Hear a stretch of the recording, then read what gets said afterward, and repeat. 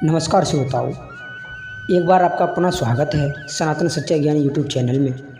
दर्शकों, आज की जो कहानी है ये बड़ी ही मोटिवेशनल एवं ज्ञानवर्धक है। यदि इस कहानी को आपने अपने जीवन में उतार लिया तो आपकी औलाद कभी भी नहीं बिगड़ेगी, आपकी औलाद कभी भी गलत रास्ते पर नहीं चलेगी। यदि अपनी औलाद को सही रास्ते पर लाना चाहते हैं तो तोता की कहानी ज़रूर सुन लेना। ये कहानी एक तोता और राजा की है। इस कहानी को सुनने के बाद आप अपने जीवन में कभी निराश नहीं हो सकते, कभी उदास नहीं हो सकते और कभी भी आपके घर में कलह उत्पन्न नहीं होगा। सदैव ही आपके घर में सुख समृद्धि बनी रहेगी और धन की प्राप्ति होगी। प्यारे श्रोताओं, जो प्राचीन काल समय की कहानी होती हैं वो कहानियाँ बड़ी मोटिवेशनल होती हैं, बड़ी ही ज्ञानवर्धक होती हैं और हमें हमारे जीवन में अच्छे कार्य करने की प्रेरणा देती हैं, आगे बढ़ने की प्रेरणाएँ देती हैं। दोस्तों, वीडियो को शुरू करने से पहले जो लोग हमसे नए जुड़े हैं वो लोग हमारे चैनल को सब्सक्राइब जरूर करें और बेल आइकन को ऑन करें और अच्छे कमेंट किया करें ताकि हर आने वाली वीडियो का नोटिफिकेशन सबसे पहले आप तक पहुंच सके और प्यारे श्रोताओं आप उसका फ़ायदा उठा सकें। तो चलिए श्रोताओं, ज़्यादा समय नष्ट ना करते हुए शुरू करते हैं आज की ये प्यारी सी कहानी। प्यारे श्रोताओं, एक समय की बात है, किसी राज्य में हरिशंकर नाम का एक राजा राज्य करता था। उस राजा के 3 पुत्र थे। उस राजा की ख्वाहिश थी कि वह अपने सबसे काबिल बेटे को राजगद्दी दे, वह उसको राजा बनाए, लेकिन इस बात को लेकर संतुष्ट नहीं था। तीनों में से किसको अपना राजपाट सौंपे। श्रोताओं, एक दिन राजा को एक तरकीब सूझती है। उस राजा ने उसी समय अपने तीनों बेटों को बुलाया कि हे बेटो, आज मैं तुमसे एक सवाल पूछता हूँ। यदि तुम लोगों के सामने एक गुनहगार खड़ा हो, उस गुनहगार के साथ तुम क्या करोगे। प्रिय दर्शकों, राजा की इस बात को सुनने के बाद इस बात पर सबसे पहला बेटा कहता है कि हे पिताजी, उस अपराधी को सजाए मौत दे देनी चाहिए। वहीं पर दूसरी ओर उससे छोटा वाला कहने लगा, हे पिताजी, गुनहगार को एक बंद कोठरी में डाल देना चाहिए। फिर उसके बाद में तीसरा बेटा कहता है कि हे पिताजी, हमें उस व्यक्ति को सज़ा देने से पहले इस बात की जांच अच्छी तरीक़ा से कर लेनी चाहिए कि उस व्यक्ति ने सही में अपराध किया है या फिर झूठा आरोप लगाया जा रहा है। श्रोताओं, इसी पर उस राजा के तीसरे बेटे ने सभी के लिए कहानी सुनाई।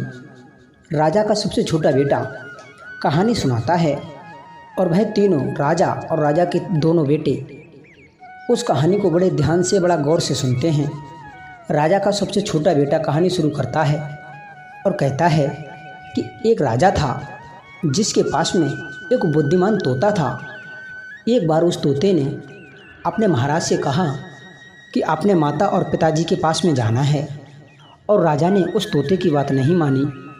लेकिन उस तोता ने भी हार नहीं मानी। वह तोता लगातार अपने महाराज से जिद करने लगा कि मुझे अपने माता पिता के पास में जाने दें। अंत में उस राजा ने उस तोते की बात मान ली और कहा, ठीक है, तुम अपने माता पिता से मिलकर के आओ, लेकिन तुम्हारे लिए अपने माता पिता के पास में ज़्यादा देर ठहरना नहीं है।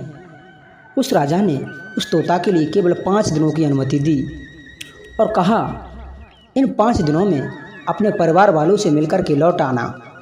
प्यारे श्रोताओं, यह सुनने के बाद में वह तोता 5 दिनों के लिए अपने माता पिता से मिलने के लिए चला जाता है। जब छठा दिन होता है तो वह राजा के पास लौट रहा था तो वह तोता सोचने लगता है, क्यों ना मैं महाराज के लिए कोई उपहार लिए चलूं। प्यारे श्रोताओं, वह तोता पर्वत की ओर निकल पड़ा। वह तोता अपने महाराज के लिए अमृत फल लेना चाहता था।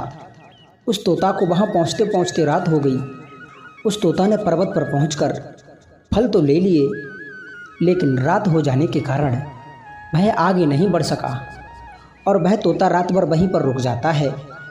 श्रोताओं, जब तोता उसी पर्वत पर रुक जाता है और उस रात जब तोता सो रहा था और जब तोता वहाँ पर सो रहा था तभी एक सांप वहाँ पर आ जाता है और उस सर्प ने जो तोते के पास में अमृत फल थे उस सांप ने उस फलों को खा लिया और फल खाने के बाद उस फल में जहर फैल जाता है।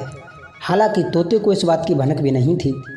प्रिय दर्शकों, जब सुबह होती है और उस तोते की आंख खुलती है तो वह तोता फल लेकर जब महल की ओर चलता है, फल को लेकर तोता वापस अपने राजा के पास आता है, अपने मालिक के पास आ जाता है।